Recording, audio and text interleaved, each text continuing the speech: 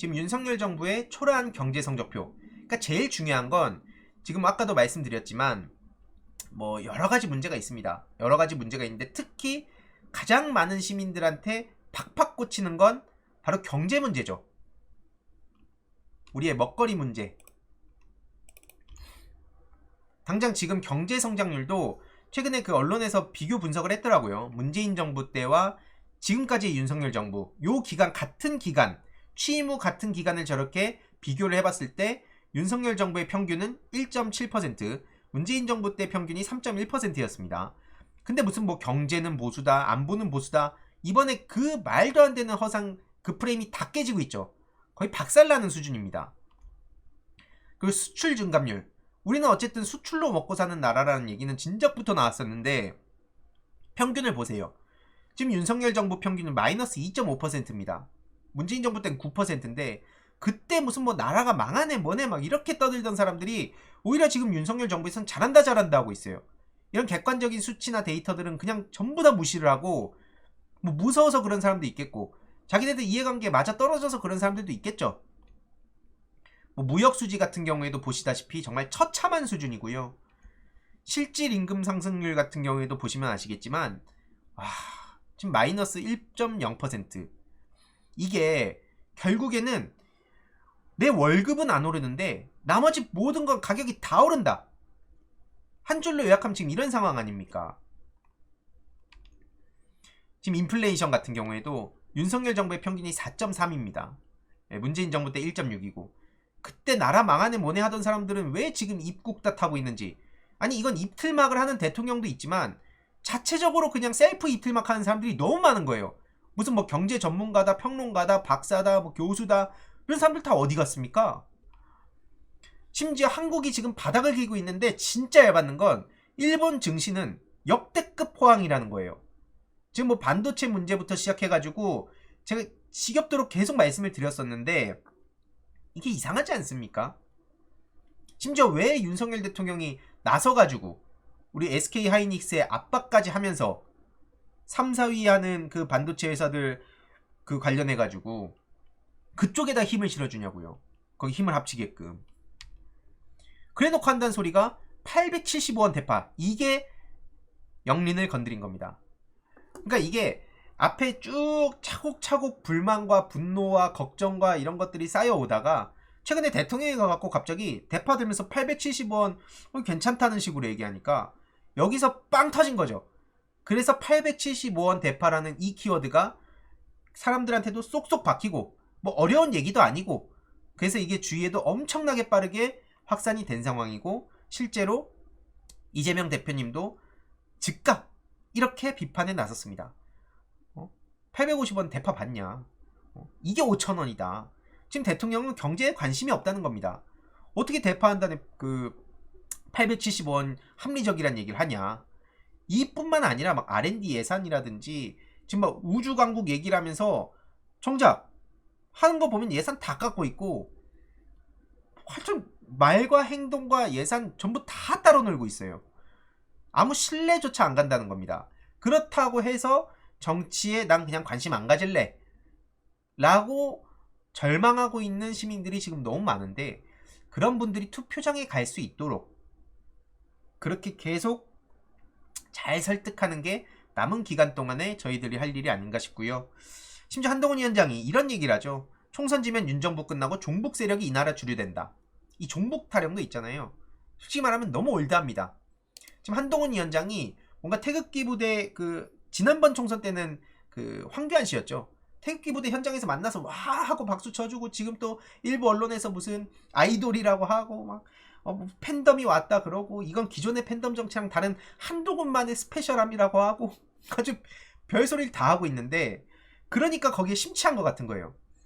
그래서 그런지 거기에 구미에 맞는 얘기들을 지금 계속하고 있는데 종북 세력 타령하거든요.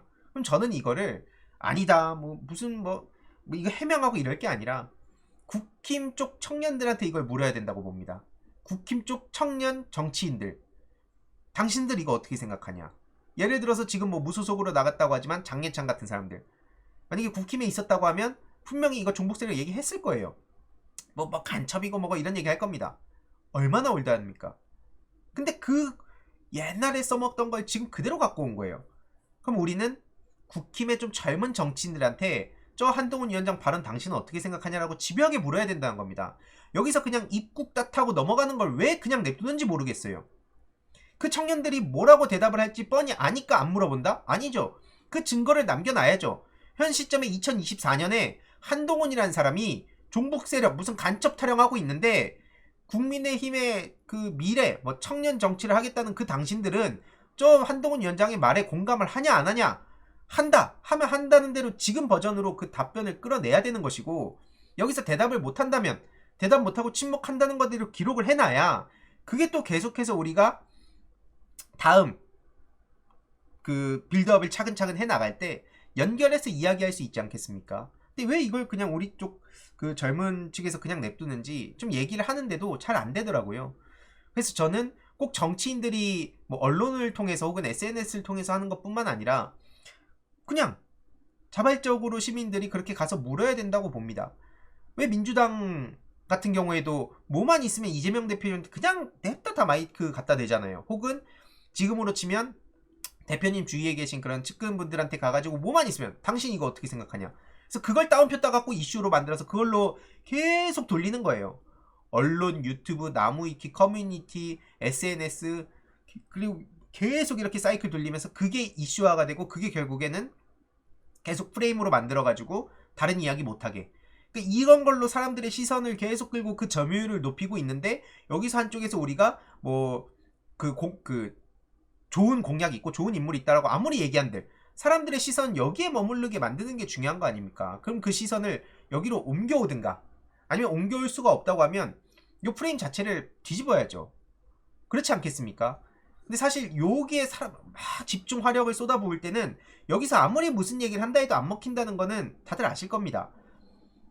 그래서 저는 여기서 우리는 그래도 가치 경쟁, 비전 경쟁, 공약 경쟁 해야지라고 이렇게 하는 거를 저는 별로 좋아하지 않습니다.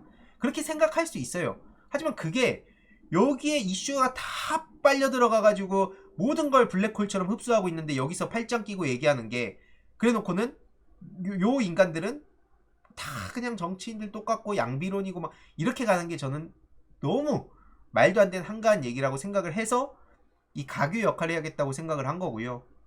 아무튼 그런 차원에서 국힘 쪽 젊은 사람들한테 이걸 물어봐야 된다고 계속 얘기를 하고 싶은 겁니다. 이 한동훈 위원장이 저 얘기한 종북 타령하는 거, 그리고 황상무 수석 문제, 이종섭 대사 문제 다 해결됐다고요? 말 같지도 않은 헛소리 했다가 이것도 역풍 맞았죠. 끝난 거 아니고요. 우리가 무슨 이종섭 씨 한국 와서 살게 해달라고 빌었습니까? 한국 와가지고 이종섭 같은 인간이 호주 대사로 간 것도 말도 안 되는 거고, 최상병 외압 사건에 대해서 제대로 책임을 져라. 그리고 그 몸통이 있다면 우리가 다들 생각하는 그 사람이죠. 명확하게 일 처리해라. 이걸 요구하는 겁니다. 아까도 말씀드렸지만 아무리 저렇게 헛소리를 한다고 하더라도 국정수행 그 부정평가가 65%, 이거는 취임한 이후부터 거의 계속 요 흐름이었어요. 그래서 이걸 뒤집을 수는 없다. 그 중도층 지지율 변화 추이도 보면 심지어 이게 한국갤럽 내용인데 뚝 떨어지죠. 이렇게 올라갔다고 해서 저게 또 좋아할 상황도 아니었습니다. 이렇게 중도층들도 지금 반감이 굉장히 강하다는 거. 그리고 심지어 뭐 윤석열과 한동훈의 친윤, 방탄, 뭐 아부, 뭐 막말, 뭐 이런 얘기들이 있는데, 지금 뭐 대통령실 같은 경우에도 정신 못 차리고 계속 정치 현안에 개입하면서 무슨 공수처, 민주당, 친야 언론이 결탁했다, 정치 공작이다 이런 얘기하고 있는데 저게 다 그대로 리스크로 가고 있죠. 국힘의 수도권 출마자들이 멘붕이 와가지고 계속 항의하고 있는 상황입니다. 심지어 그러다가 친윤 대 친한도 쪼개졌다는 얘기가 나오고 있죠. 우리 다 죽게 생겼다. 그러니까 이제 비례대표 그 가지고도 많은 말들이 있었는데, 뭐 도태우 장례찬 때도 그때부터 뭐 분열이 시작됐다, 혹은 뭐 다양한 얘기들이 있는데, 어쨌든 중요한 건 그래서 그거 유튜브 이런 데에서도 한동훈의 가발 얘기를 하기 시작했습니다. 아, 한동훈은 안 된다, 저 인간은 답 없다, 이런 얘기들이 나오고 한동훈은 좌파다 이런 얘기까지 나오더라고요. 그러니까 한동훈 위원장 입장에서는 그러니까 더더욱 무슨 종북 어쩌고 이런 얘기를 하면서 자기의 그 다음을 꿈꾸려는 것 같은데 택도 없는 소리고요. 후진 사람에게 후진 방식으로 지배받고 싶냐, 요 얘기를 했던 것도 진짜 웃긴 겁니다. 요거 그대로 누구한테 돌려줄 수 있습니까? 아니, 박근혜 저렇게 최순실 비선 실세 얘기하고 국정농단 얘기하고 헌법 가치를 훼손 유린했다고 얘기를 본인들이 해놓고, 그래서 본인들이 잡아 넣어놓고 이제 와가지고 뭐 박근혜 씨를 만난다, 사저에 간다, 요런 얘기를 하는 게 지금 본인들이고요. 그냥 자신과의 싸움을 하고 있습니다.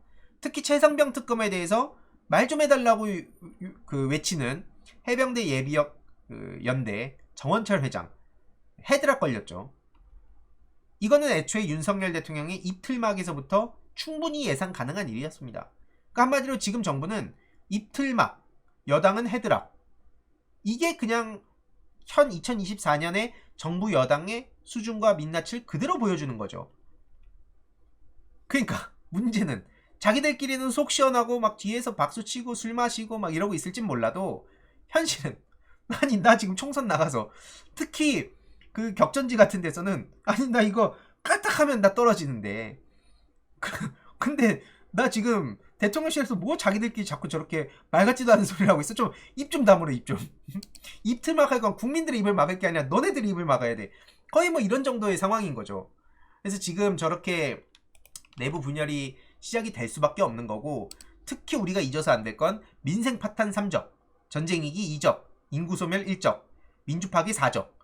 여기에 해당되지 않는 사람들도 무수히 많습니다만 어쨌든 지금 민생과 뭐 전쟁 위기와 지금 저출생 고령화 문제와 뭐 지금 문제가 한둘이 아니란 거예요. 게다가 민주주의 파괴까지 상상을 초월할 정도고요. 이채 양명주도 우리가 절대로 잊어서 안 되죠.